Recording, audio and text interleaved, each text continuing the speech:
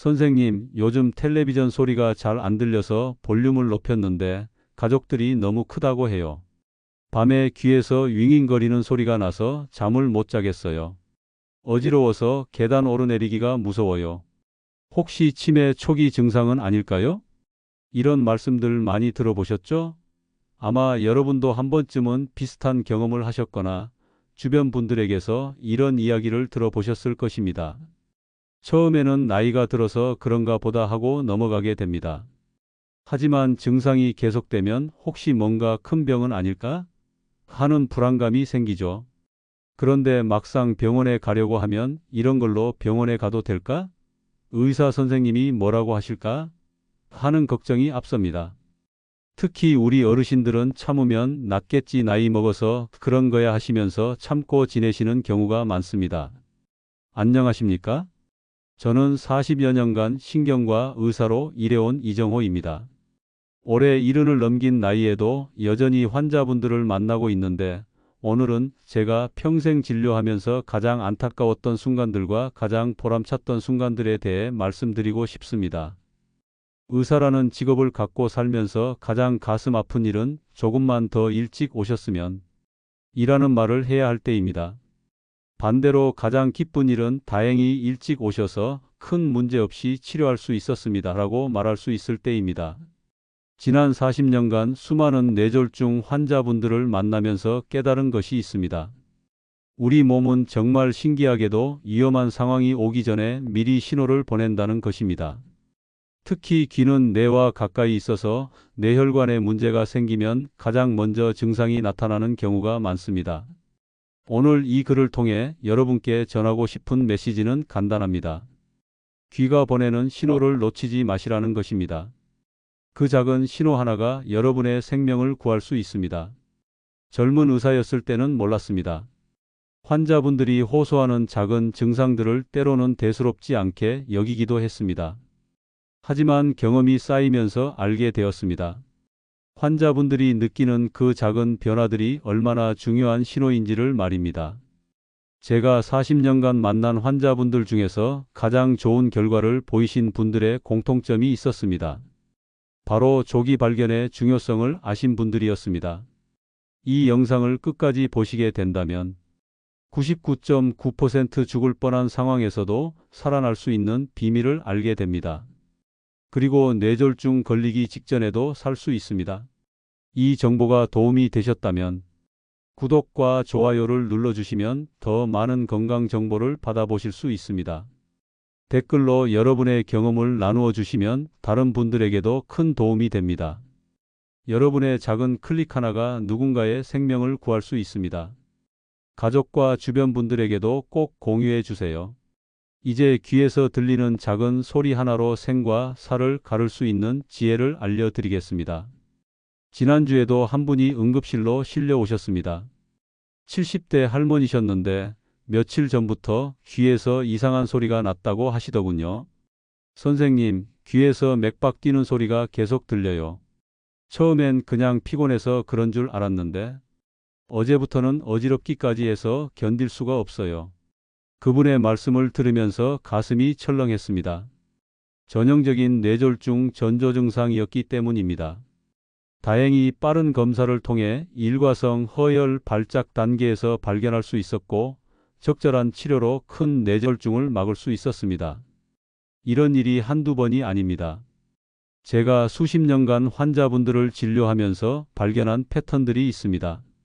뇌졸중이 오기 전에 우리 몸, 특히 귀에서 보내는 신호들 말입니다. 이명이라고 하는 귀울림 증상부터 말씀드리겠습니다.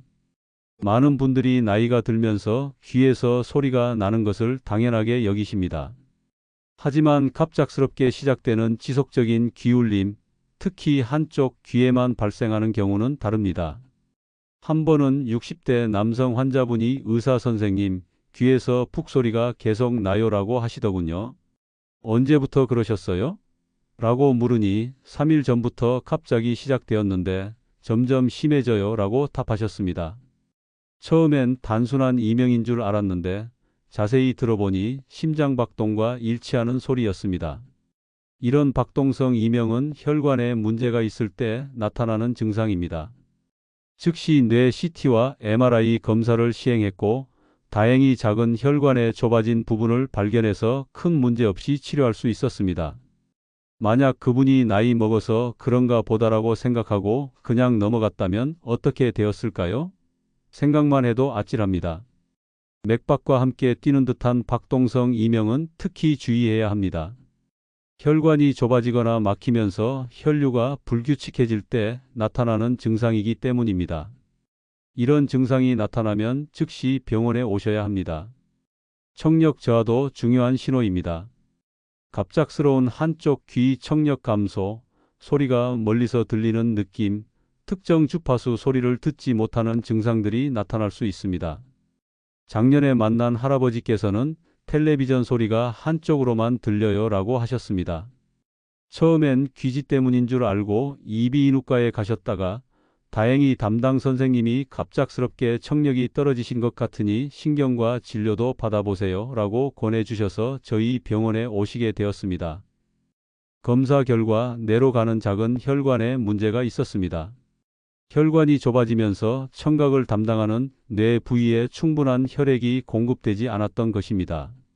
다행히 조기 발견으로 약물 치료와 함께 생활 습관 개선으로 잘 치료되었습니다. 단순히 나이 먹어서 귀가 어두워지는 것이라고 생각하기 쉽지만 갑작스러운 청력 변화는 반드시 전문의의 진료를 받아보셔야 합니다. 현기증과 함께 나타나는 증상들도 놓치면 안 됩니다.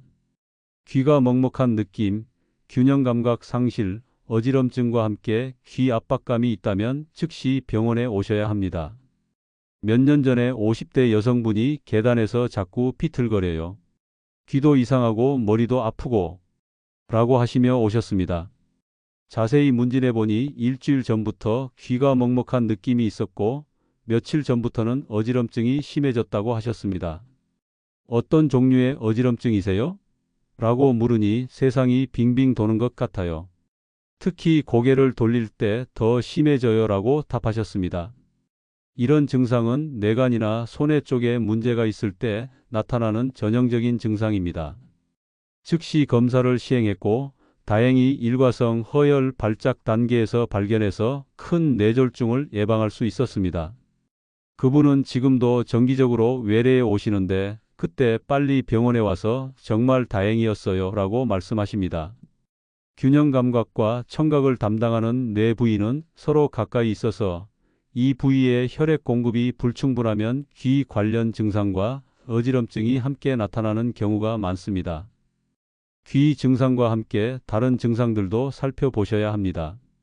갑작스러운 두통, 언어장애로 말이 어눌해지는 것, 한쪽 팔다리 마비나 저림, 시야 장애, 의식이 흐려지는 증상들이 함께 나타날 수 있습니다. 얼굴이 한쪽으로 돌아가거나 팔에 힘이 없거나 말이 어눌해지면 즉시 병원에 오셔야 합니다. 지난해 추석 연휴 때 일입니다. 60대 남성분이 가족들과 함께 응급실에 오셨는데 아드님이 아버지가 갑자기 말을 못하시고 귀에서 이상한 소리가 난다고 하세요 라고 하시더군요.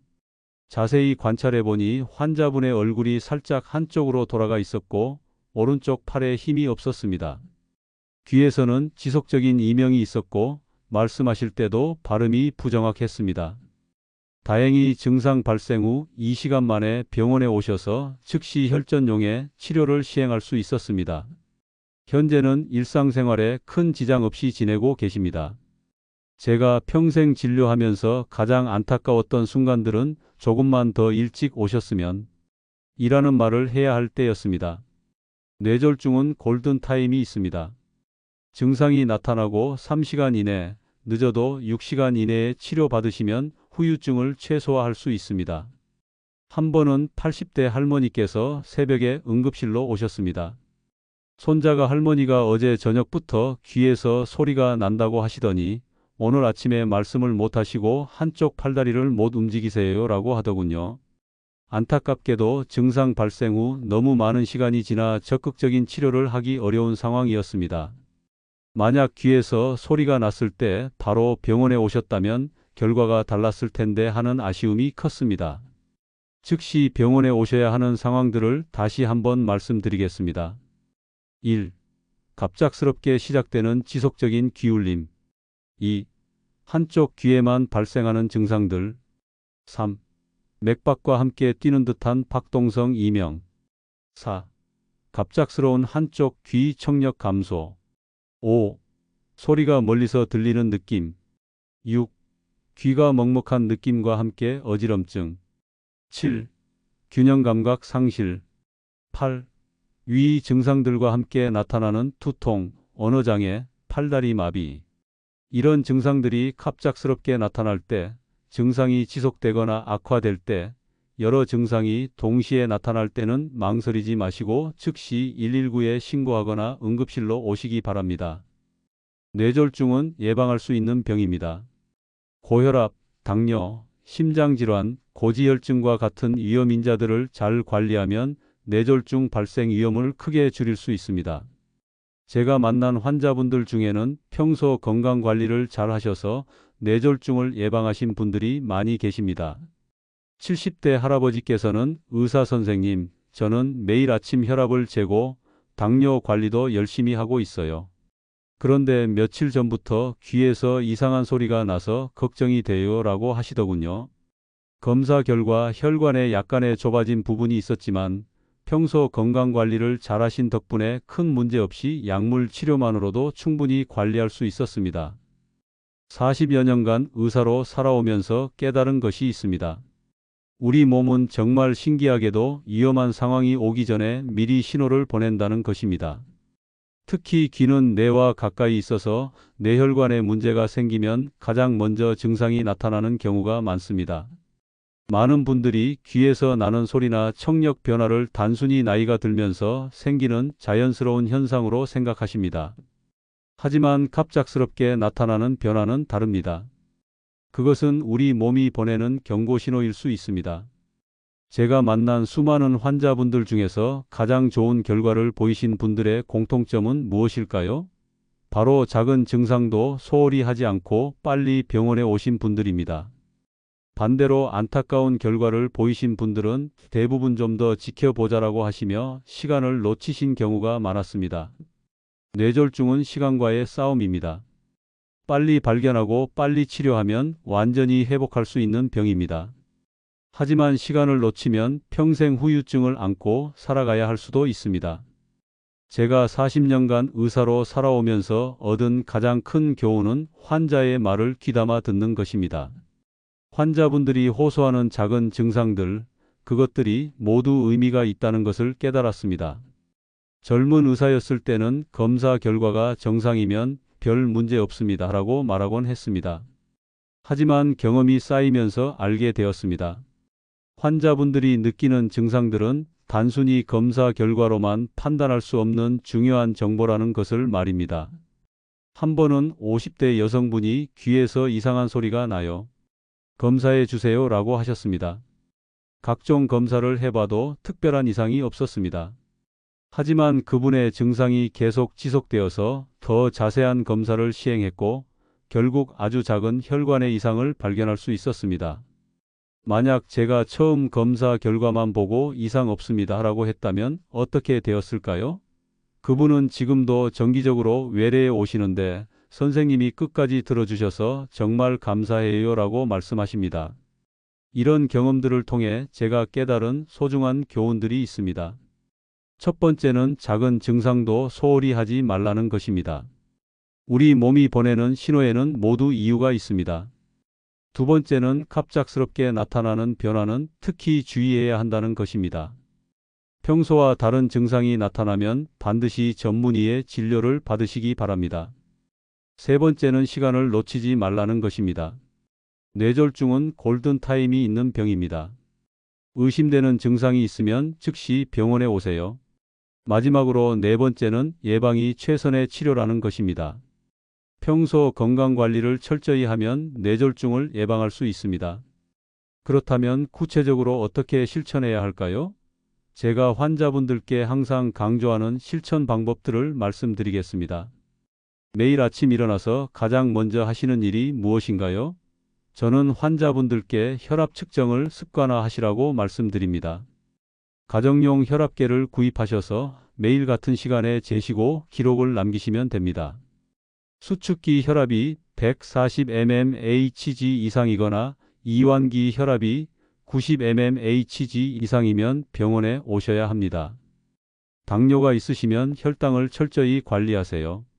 정기적으로 당화혈색소 검사를 받으시고 식이요법과 운동을 병행하시기 바랍니다. 또한 연 1회 이상 혈액 검사를 받으셔서 콜레스테롤 수치를 확인하세요. 총 콜레스테롤이 200mgdl 이상이면 관리가 필요합니다. 담배는 혈관을 손상시키는 주된 원인입니다. 금연은 뇌졸중 예방의 첫걸음입니다.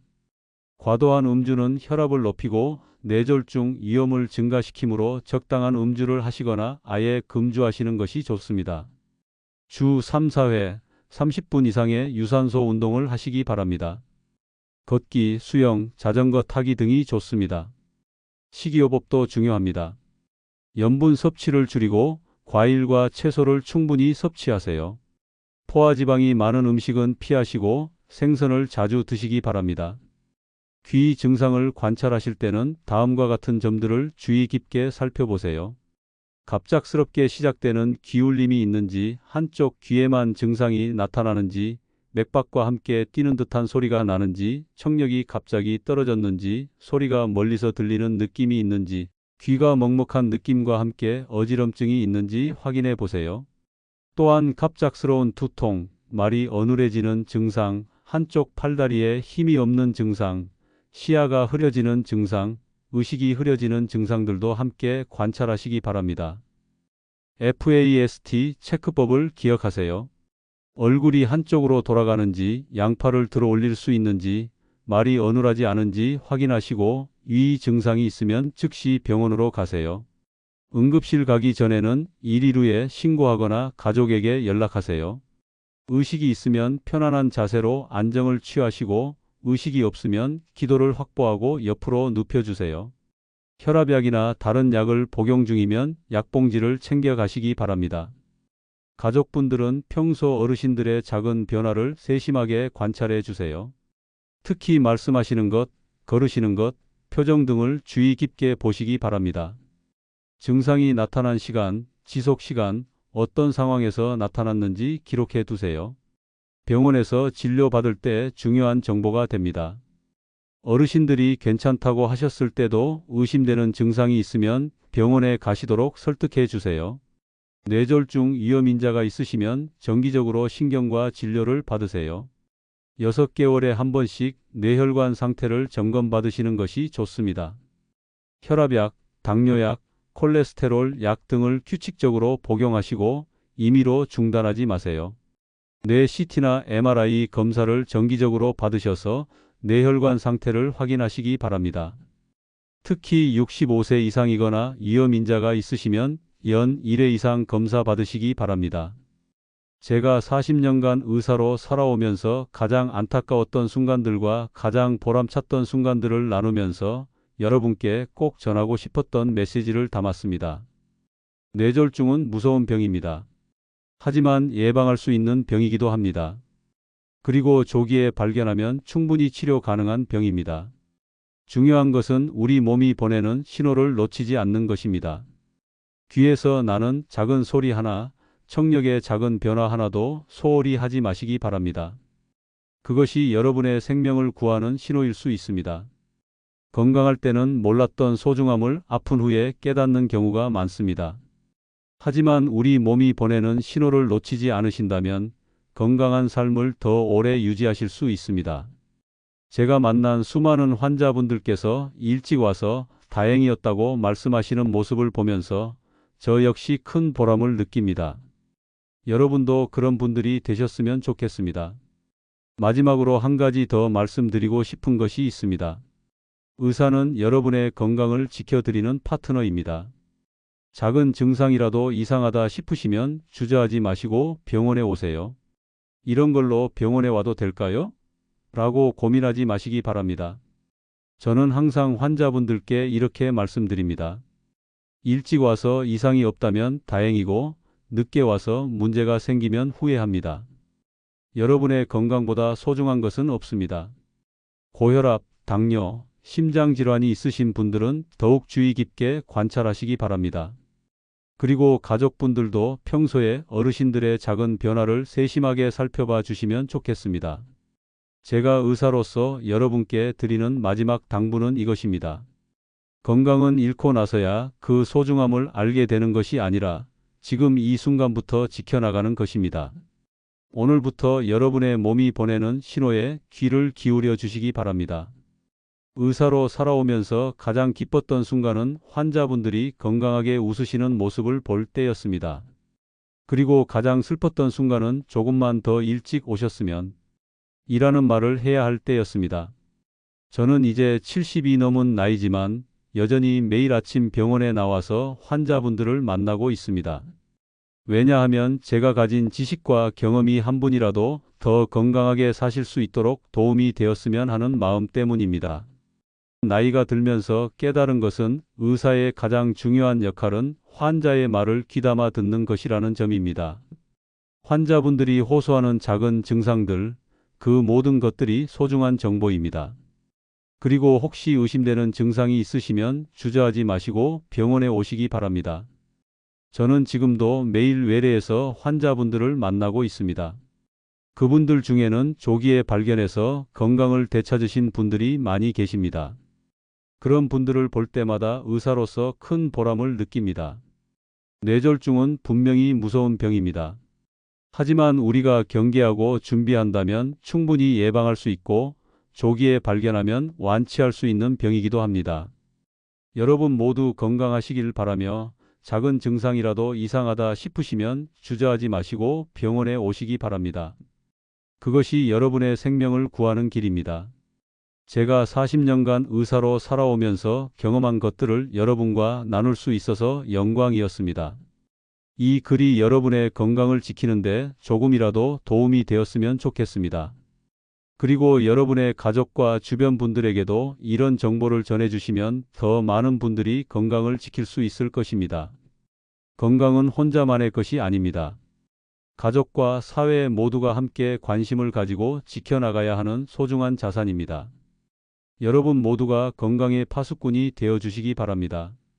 마지막으로 제가 항상 환자분들께 드리는 인사말로 이 글을 마무리하겠습니다. 오늘도 건강하세요. 그리고 내일도 건강하시길 바랍니다. 감사합니다.